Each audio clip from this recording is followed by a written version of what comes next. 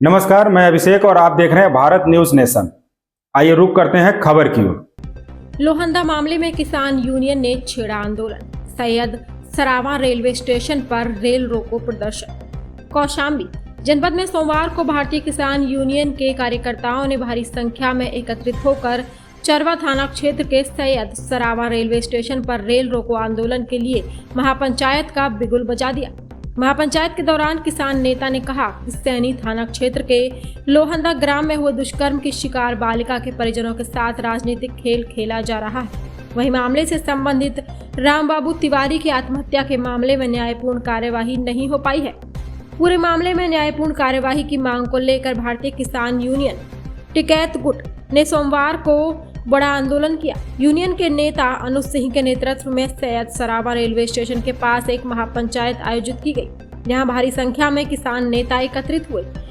पीड़िता को न्याय दिलाने और एसआईटी जांच की मांग। महापंचायत के दौरान यूनियन नेताओं ने दोहराया कि लोहंदा ग्राम की पीड़िता को अब तक न्याय नहीं मिला है और मामले की निष्पक्ष जांच नहीं की जा रही। साथ ही रामबाबू तिवारी की मौत को लेकर उठ रहे सवालों पर भी गहन जांच की मांग की गई। किसानों ने सरकार और प्रशासन से एसआईटी जांच गठित कर दोषियों को जल्द सजा देने की मांग की। किसान नेता के नेतृत्व में रेल रोको आंदोलन की तैयार। प्रदर्शनकारियों ने चेतावनी दी कि यदि मांगे पूरी नहीं हुई तो रेल रोको आंदोलन तेज किया जाएगा।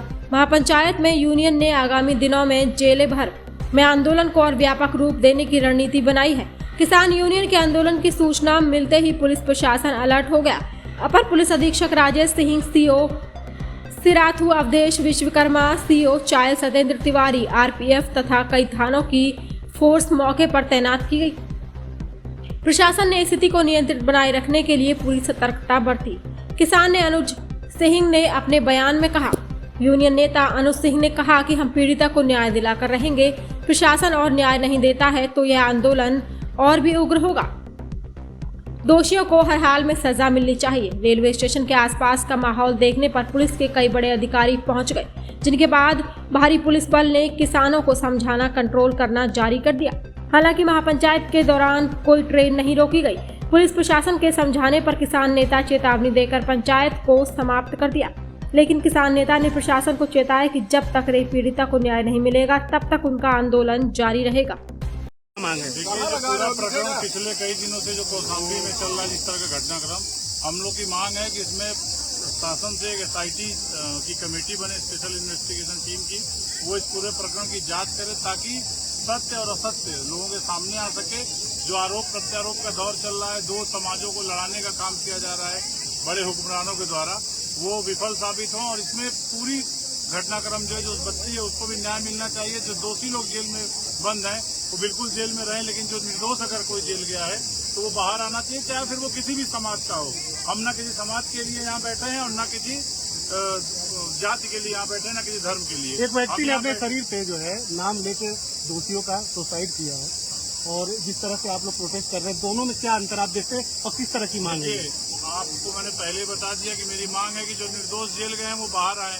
तो फिर आप बात कर रहे हैं कि किसी ने सुसाइड किया, किसी ने सुसाइड किया, तो आप ये भी सोचिए कि किसी ने सुसाइड किया तो अपने पेट पे आप कुछ लिख पाएंगे। बहुत चीजें, उन चीजों पे हम नहीं जाना चाहते। वो पुलिस जब एसआईटी बनेगी तो हर चीज की जांच होगी कि कौन उसके लिए जिम्मेदार है। जो लोग जेल गए हैं वो उसके लिए जिम्मेदार हैं, या जो बाहर मजा ले रहे हैं, अपनी रोटियां सेक रहे हैं, वो लोग उसके लिए जिम्मेदार हैं। हम दोनों पक्षों की बात कर रहे हैं कि अगर कोई भी निर्दोष, कानून कहता है कि कोई भी 100 दोषी बच जाएं, लेकिन एक निर्दोष जेल नहीं जाना चाहिए। फिर वो चाहे पाल हो, पंडित हो, पासी हो, ठाकुर हो, चमार, उससे क्या मतलब है? पूरा एसआईटी मामला ये है, आपको जानकारी होगा फिर भी बता दे रहा हूँ। एक 8 साल की बच्ची के साथ छेड़खानी की गई, वो वीडियो सोशल मीडिया पे है। तमाम यहाँ महिलाएं हैं मेरे साथ, उन बातों को हम नहीं बता सकते।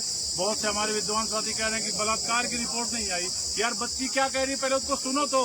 वो कहाँ कह रही है कि उसका बलात्कार हुआ? लेकिन बलात्कार की बहुत सी श्रेणी आप सुनो कि वो बच्ची क्या कह रही है। यहाँ से हटने के बाद आप लोग सुनिएगा कि वो बच्ची क्या कह रही है, कि उसके साथ क्या किया गया है। तो बलात्कार की पुष्टि कहाँ से होगी?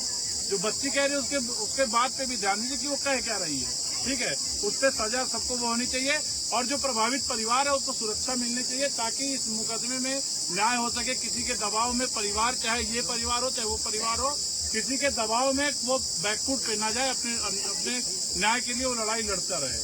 ये हमारी मांग एसआईटी की मांग है। मांग नहीं पूरी होगी तो हमारे बहुत तरीके हैं हमारे पास मांग मनवाने के, तो सरकार जानती है।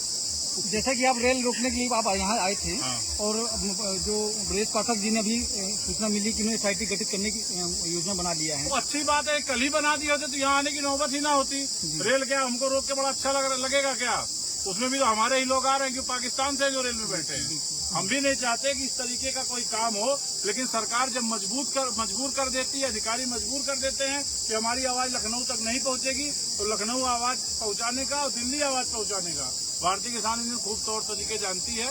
और ये आप लोग भी जानते हैं, पत्रकार साथी भी। हम आवाज कौशाम्बी के अंदर किसी की दबने नहीं देंगे। अगर अन्याय हो रहा है किसी के साथ, उसको न्याय मिलना चाहिए, फिर वो किसी भी जाति धर्म का हो।